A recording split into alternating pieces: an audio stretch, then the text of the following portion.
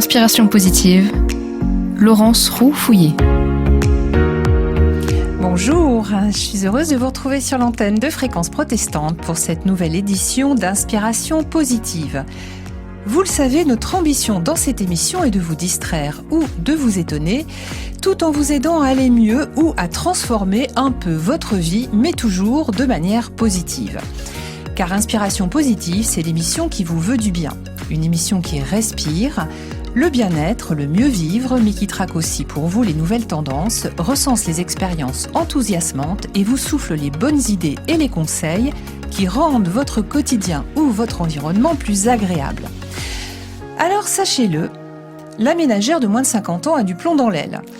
L'héroïne moderne, c'est la quinquagénaire pétulante. Jugez-en plutôt, fin janvier, le magazine Elle affichait en couverture la divine Jennifer Lopez et un spécial ménopause. Et la semaine dernière, c'était la titanesque Kate Winslet qui illustrait un dossier belle à tout âge. La cinquantaine ne s'est jamais mieux portée, alors ça tombe merveilleusement bien puisque c'est aussi le mantra de notre invitée du jour. Bonjour Natacha Dzikowski, vous allez bien ? Oui, bonjour Laurence. Alors vous avez travaillé comme publicitaire dans le milieu de la mode, de la cosmétique et du luxe, et votre métier vous a surtout permis de croiser des scientifiques, des experts, des chercheurs, donc dans les domaines de la beauté bien sûr, puisqu'on parle de cosmétique, mais plus largement de la santé et du bien-être. Et vous avez synthétisé cette expertise dans un livre pratique qui est paru fin 2021 aux éditions Le Duc. Cet ouvrage s'appelle « Bel et bien dans son âge », où vous transmettez les grandes lignes de votre méthode pour, dites-vous, prendre de l'âge sans vieillir. C'est un peu votre obsession, ça peut devenir la nôtre. Sur votre chaîne YouTube qui s'appelle 50 ans c'est super, on trouve des conseils pratiques qui vont du traitement des bouffées de chaleur à l'entretien de sa silhouette ou de sa peau, ou encore, bien sûr, beaucoup sur l'alimentation. Alors, moi, j'aimerais savoir, pourquoi est-ce que les quinquas, voire les sexagénaires, dont on dit parfois qu'elles sont des sexygénaires, pourquoi est-ce qu'elles ont autant le vent en poupe ? D'abord, elles ont le vent en poupe parce que nous sommes de plus en plus nombreuses, en fait, à prendre de l'âge. Et pour autant, moi, j'ai cette conviction que prendre de l'âge et vieillir, c'est deux choses différentes, en fait. À tort, on les associe.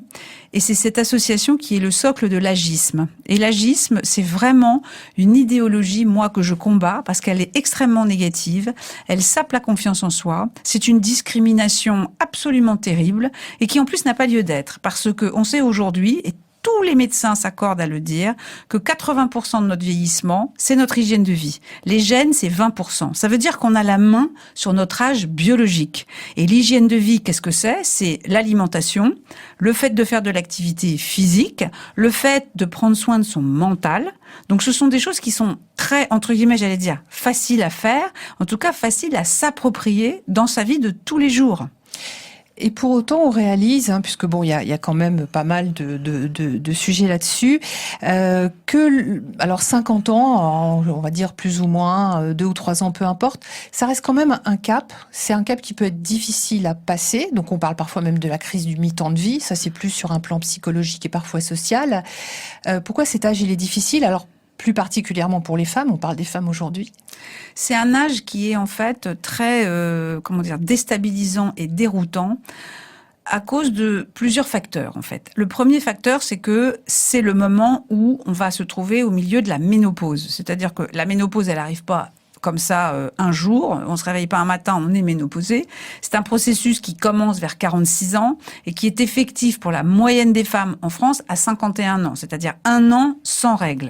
Mais à partir du moment où on commence à avoir 46-47 ans, les cycles commencent à bouger et ça implique, ou en tout cas pour notre corps, de devoir s'adapter. Et c'est à ce moment-là qu'arrivent ce qu'on appelle un peu les dommages collatéraux, c'est-à-dire les bouffées de chaleur, l'irritabilité, le fait d'avoir des montagnes russes émotionnelles qui déstabilisent énormément les femmes. Et comme personne ne parle de cette préménopause. Parce que ça reste un sujet tabou quand même. Complètement... Il y a encore quelques années, moi je sais pas, je lis quand même beaucoup la presse féminine, il n'y avait pas des dossiers complets à part dans la presse spécialisée. Non mais il n'y en avait pas parce qu'on n'en parlait pas, parce que c'était un sujet qui était considéré comme en effet tabou dans le sens où dans la tête des femmes, en fait, on a un transgénérationnel, une espèce d'équation comme ça qu'on se trimballe qui dirait qui poserait la ménopause comme une sorte de date de péremption. Hein, c'est un peu la date limite de vente. Voilà, c'est ça. Hein, c'est un peu ça, la date. Voilà.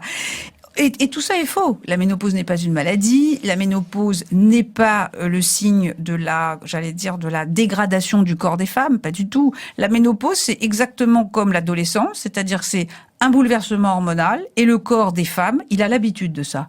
Il a l'habitude de gérer les règles, il a l'habitude de gérer les grossesses et il va pouvoir gérer la ménopause. Simplement, il a besoin d'un temps d'adaptation. Mais ça déstabilise parce que émotionnellement, à partir du moment où les œstrogènes bougent, les œstrogènes dans la chaîne de commande hormonale, ils ont un rôle très important et ils ont aussi des incidences sur l'humeur. Tout à coup, vous vous retrouvez avec une humeur qui bouge. Vous comprenez pas ce qui vous arrive.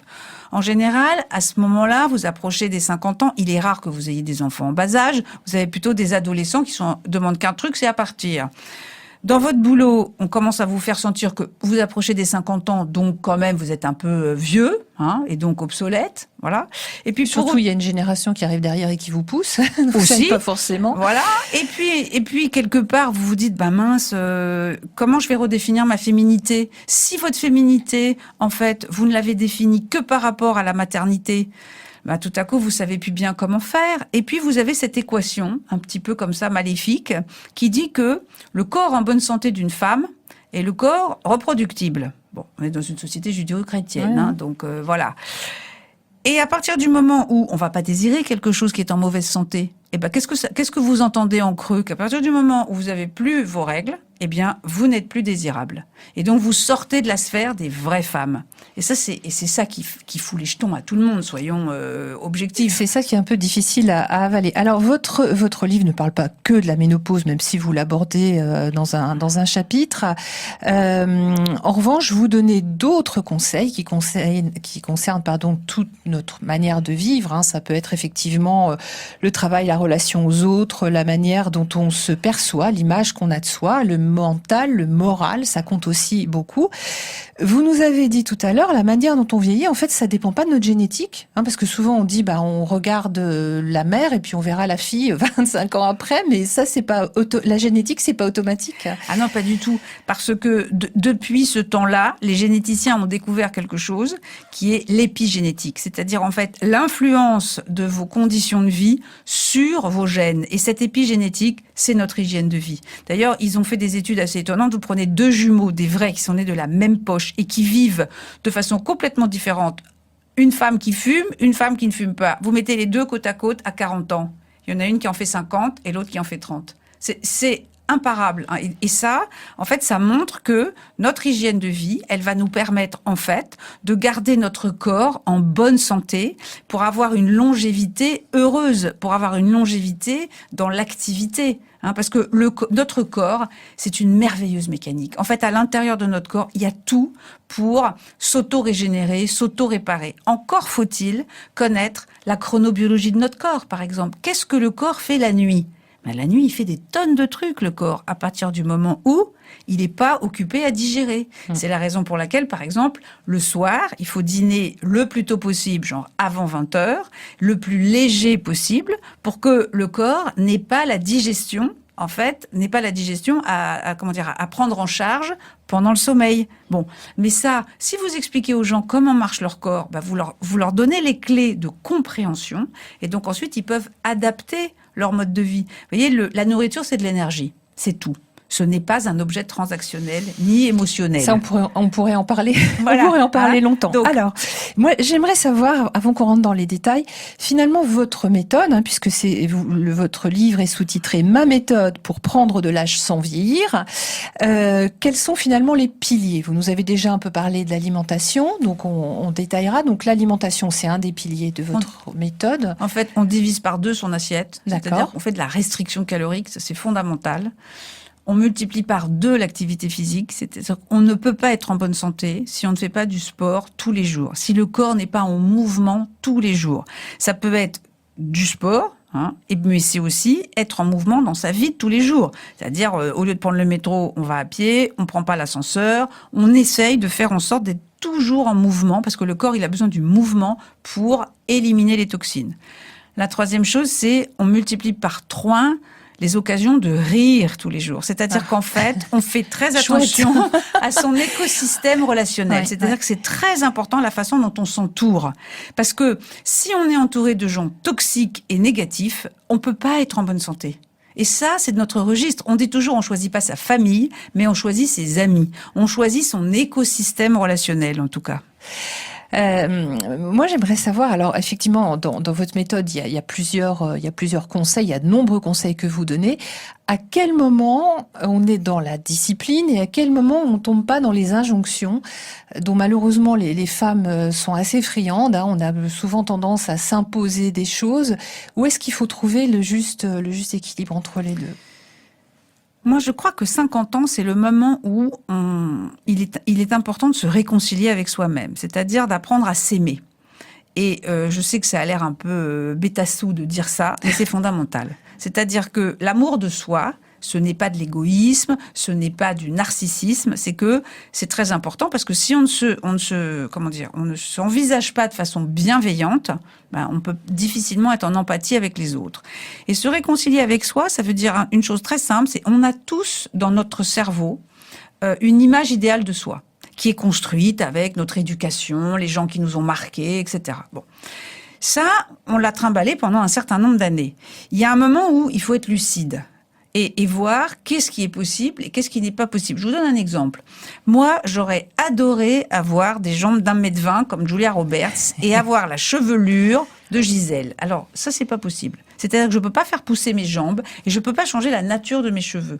Pour autant, j'ai plein d'autres atouts. Donc, je décide à un moment, c'est vraiment un travail sur soi. Donc, il y a une prise de conscience qui est importante. C'est peut-être ça aussi. Le travail sur soi. Ouais. Moi, je crois qu'aujourd'hui, quelle que soit la méthode que l'on prenne, quelle que soit la thérapie qu'on choisisse, que ce soit du yoga, de la méditation, que ce soit de la spiritualité, laïque, pas laïque, peu importe, le travail sur soi, il est fondamental. Parce que c'est ce qui permet vraiment, à un moment, de mieux se gérer et de savoir comment faire avec ses émotions. On a tous des émotions, mais soit on se laisse déborder par elles, et ça c'est la tablette de chocolat à 22h, soit on a appris à respirer, on peut s'asseoir 5 minutes, faire une respiration, quelle qu'elle soit, et puis tout à coup ça va mieux.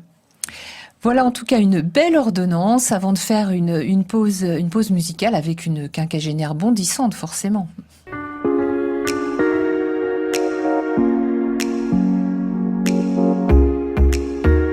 Inspiration positive, Laurence Roux-Fouillé. On vient d'écouter Jennifer Lopez avec On My Way. Alors ça tombe bien parce que nous sommes justement sur le chemin, le juste chemin de l'épanouissement, de la cinquantaine et non pas de ses désagréments, mais de tout ce que ça peut nous apporter aussi dans cette partie de vie qui est, même si c'est un petit peu bouleversant, vous nous en parliez tout à l'heure, Natacha Dzikowski, pour les femmes en particulier, toutes ces remises en question, se connaître, mieux se connaître, ça fait partie des choses qui permettent d'arriver peut-être à quelque chose de plus apaisé. Quand on se connaît mieux, quand on connaît mieux ses limites, on parlait tout à l'heure des injonctions, quand on est plus centré sur soi finalement que sur le regard des autres, ça aide?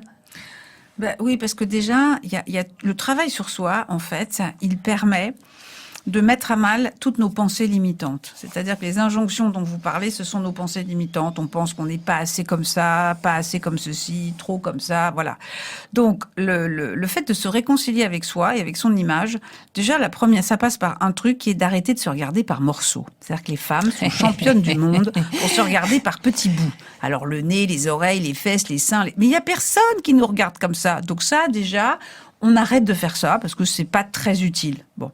La deuxième chose, c'est que... La silhouette, c'est une globalité, finalement. C'est plus une impression générale. Hein. C'est surtout une énergie. Ouais. C'est une énergie de vie. C'est ça qui est intéressant. Et pourquoi c'est fondamental de faire de l'activité physique? C'est parce que on se réconcilie avec son corps. On se reconnecte à son corps. Or, nous, on est dans une société qui privilégie le mental.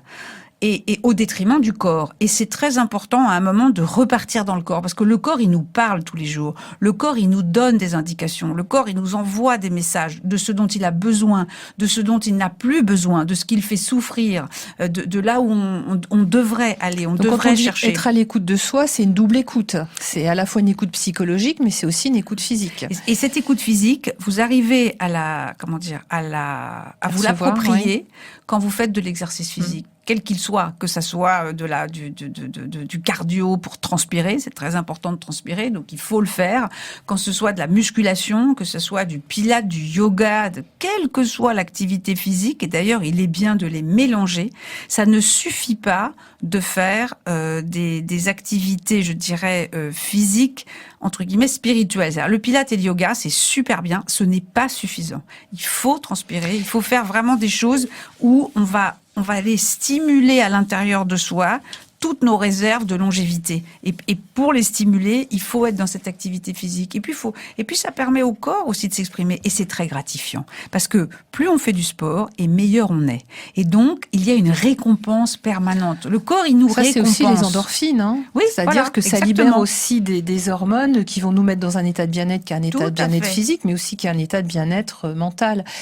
Je voudrais revenir un tout petit peu sur l'alimentation, parce que notamment sur votre chaîne YouTube, qui s'appelle 50 ans c'est super, Oui. je dis pas de bêtises, vous parlez du sucre. Et alors ça, c'est un problème. On parlait des compensations émotionnelles quand c'est un peu difficile. Le nombre de personnes et de copines que je connais qui me disent « Ah, mais le chocolat, un éclair, un gâteau, etc. » Il y a un vrai rapport entre sucre, sérotonine, et le sucre, c'est quand même le pire ennemi pour le coup du vieillissement. Le sucre, c'est l'ennemi de la santé. C'est l'ennemi de la bonne santé. C'est-à-dire Vous dites que c'est une drogue. Ah ben, on devrait le alors- ranger au rayon des drogues. Ah mais c'est pas on devrait, c'est-à-dire que l'Organisation mondiale de la santé l'a classifié au même registre que la cocaïne, l'héroïne, etc. Donc c'est rangé dans les C'est drogues. clair, c'est une poudre blanche. Voilà. Pourquoi ? Parce qu'en fait, il a le même schéma addictif à l'intérieur du corps. Pour être tout simplement pourquoi ? Parce que le sucre déclenche la sécrétion de l'insuline, fait travailler le pancréas. À partir de là, à partir du moment où l'insuline est déclenchée, ça dit au corps stock. Donc, tout le sucre qui est dans le sang, le sucre, c'est vrai, c'est l'énergie des cellules. Mais quand il y en a trop qui circulent, il reste dans le sang. Et là, en fait, le corps comprend qu'il doit, en fait, les conserver dans les adipocytes. Oui, de Donc faire la des petites fameuse réserves cellulite, à les des fameux endroits qu'on n'aime pas, en bourrelets, général. voilà, ils viennent du sucre directement. Ça, c'est la première chose. Et en plus, vous devenez insulino-résistant. Et donc ça, c'est la porte ouverte au diabète de type 2. Ça, Oui, c'est qui est de plus en plus fréquent. Les Bien maladies sûr. métaboliques sont de plus en plus fréquentes Voilà, en France. y compris chez les gens jeunes. Tout à fait. Ensuite, c'est la porte ouverte aux maladies cardiovasculaires aussi, le sucre. La troisième chose qui est importante par rapport au sucre de savoir, c'est que le sucre, il génère dans les tissus le processus de la glycation. C'est-à-dire qu'en fait, les protéines se caramélisent. Donc, qu'est-ce qui se passe ? Les tissus se rigidifient. Et qu'est-ce qui se passe quand un tissu se rigidifie ? Il craque. Et les rides, c'est ça. Les rides, en fait, c'est le tissu qui se fend. Et donc, le sucre crée la ride. Donc, le sucre, il crée les bourrelets. Le sucre, il crée la ride. Le sucre, il déséquilibre, en fait, tous les mécanismes d'autorégulation du corps. Donc, en fait, c'est un vrai ennemi. Et on n'en a pas besoin. C'est-à-dire qu'en fait, c'est comme de la cocaïne. On n'en a pas besoin. On s'auto-persuade qu'on en a besoin. Et surtout, le sucre crée ce schéma à l'intérieur. Donc, le plus tôt, on s'en libère. Et pour se libérer, il faut se détoxifier du sucre. Hein. Donc ça, c'est plutôt quand même les sucres rapides. C'est tous les sucres blancs. C'est-à-dire qu'en fait, déjà, il faut supprimer toutes les farines blanches. Le pain blanc, les pâtes blanches. Et on remplace tout ça par des farines semi-complètes. Là, il n'y a pas de problème. Pour ces sucres lents, là, en revanche, le sucre raffiné, donc les gâteaux, les bonbons, les boissons sucrées, les pâtes à tartiner, la confiture, tout ça, on enlève de son alimentation. Voilà, on l'enlève. Et de temps en temps, on s'offre un très bon gâteau, mais avant 16 heures, jamais le soir. D'accord. Parce que le soir, on va stocker, par définition. Alors que si vous le prenez avant, dans la journée, avec un peu de chance, si derrière vous êtes en mouvement, vous allez le brûler. Voilà. Mais vraiment, le sucre, la meilleure chose qu'on puisse faire pour sa santé, pour vivre longtemps en bonne santé, c'est d'enlever le sucre. Vraiment. Le sucre, en fait, ne sert à rien. On n'en a pas besoin. Hein, et tous ceux qui vont vous dire ah oui mais dans le chocolat il y a du magnésium, d'accord. Le chocolat noir, celui que personne n'achète, le chocolat noir super amer qui est à 80% de c'est ça. Voilà, c'est au moins au-delà de 80. Voilà. Entre 80 ça il y a et pas 100. de problème à manger un carré. Oui, il y a du magnésium dedans, mais c'est pas celui-là qu'on achète en général.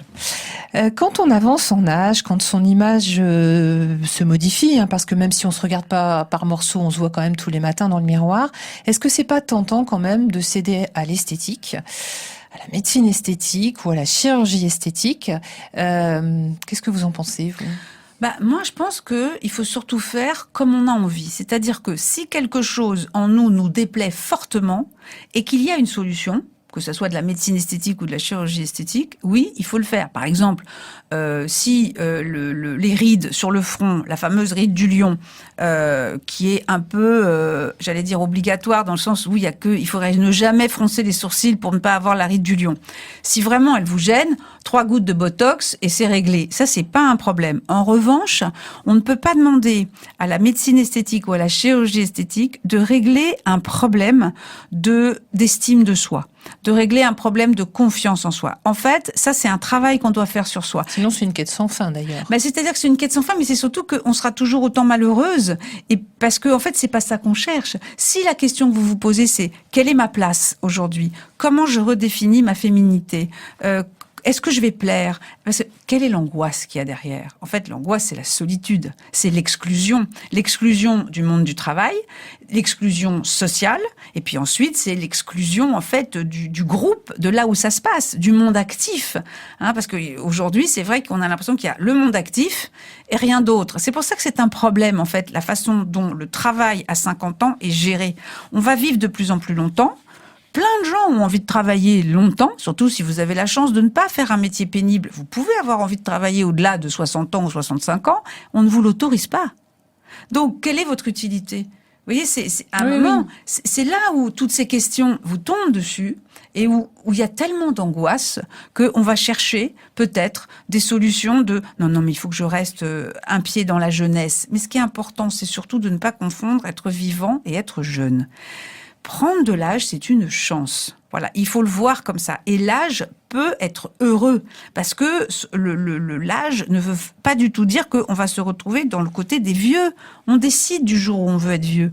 En fait, aujourd'hui. Oui, alors on dit beaucoup c'est dans la tête, mais pour le coup, oui, c'est ce que vous dites. Non, le fait d'avoir des gens aussi positifs autour de soi, d'essayer d'entretenir un mental positif, ça compte énormément. Ça compte énormément. Et surtout, si vous faites attention à votre alimentation. Aujourd'hui, quand même, on a la chance de pouvoir avoir accès à tout, à beaucoup de choses, tout en fait, tout cas en termes d'alimentation. Donc, si on fait l'effort de supprimer la nourriture industrielle, même quand on ne sait pas cuisiner, moi je ne sais pas cuisiner, ça ne m'intéresse pas. Bon, mais en revanche, j'achète des ingrédients que je ne transforme pas, mais j'achète des bons ingrédients et beaucoup de fruits, de légumes, de protéines végétales, un petit peu de protéines animales parce que je fais beaucoup de sport, donc je mange des œufs, je mange du fromage, mais j'essaye de pas trop en consommer non plus. Donc, il faut quand même faire un peu des efforts, c'est-à-dire que oui, j'allais dire, ça demande quand même un investissement. Il faut commencer à faire presque un audit de son mode de vie et puis à voir ce qu'on peut recaler. Exactement, c'est-à-dire que si vous faites zéro sport, il y a un moment, ça va mal se passer. Ouais. C'est tout, ça peut pas bien se passer. Il y a zéro exemple qui montre que la santé ne pâtit. Comment dire? Il y a zéro exemple qui montre une très bonne santé sans faire zéro sport. Ça marche pas, ça c'est pas possible. Donc ça, voilà. Après, chacun va se dire, moi je peux faire. Je vous dis n'importe quoi. Si vous aimez pas aller dans une salle de sport, vous faites de la marche suédoise. Pourquoi c'est bien la marche suédoise? Parce qu'on le fait en groupe. Et quelque part, ça permet de nouer des nouvelles amitiés. Ça permet de ne pas rester seul aussi. Et puis de pas s'ennuyer. Oui. Quelle est pour vous la règle, en tout cas la vôtre, à laquelle vous ne renonceriez jamais? Je ne renoncerai jamais à ne pas faire de sport. D'accord. Voilà. Donc ça, c'est un truc, voilà. Alors, donc je rappelle que dans votre ouvrage Bel et bien dans son âge, donc Natacha Dzikowski, cet ouvrage est paru chez Le Duc. C'était fin 2021, donc il est tout récent. Alors il y a de nombreux chapitres, déconstruire les idées reçues, faire équipe avec son corps, se nourrir anti-âge, on l'a compris, entretenir sa peau, ses cheveux, penser positif, muscler son mental. Merci en tout cas pour ces bons conseils qu'on aura plaisir à retrouver. Alors, Inspiration, vous le savez, c'est une émission, mais c'est aussi un blog. Vous retrouverez d'autres informations sur le blog de l'émission inspirationpositive au pluriel.wordpress.com et sur notre page Facebook. Si vous avez aimé cette émission, si vous n'avez pas eu le temps de prendre des notes, vous pouvez la réécouter ou la faire écouter à vos amis IES, pour une fois en podcast, sur le site de Fréquence Protestante, mais aussi sur les principales plateformes, Apple Podcast, etc., Deezer, Spotify. Je vous renvoie notamment à un épisode précédent, qui est l'épisode 17, où nous avons parlé de la reprise du sport, puisque vous avez insisté, et je crois qu'on a bien compris, sur l'activité physique. En tout cas, un grand merci Natacha pour votre participation. Merci Emmanuel qui aujourd'hui était à la technique. Et quant à nous, on se retrouvera pour une prochaine émission. Ce sera mardi 25 mars et on parlera du minimalisme dans nos vies. Un mode de vie qui allège à la fois nos intérieurs comme notre mental. D'ici là, passez une très bonne semaine et surtout, prenez soin de vous.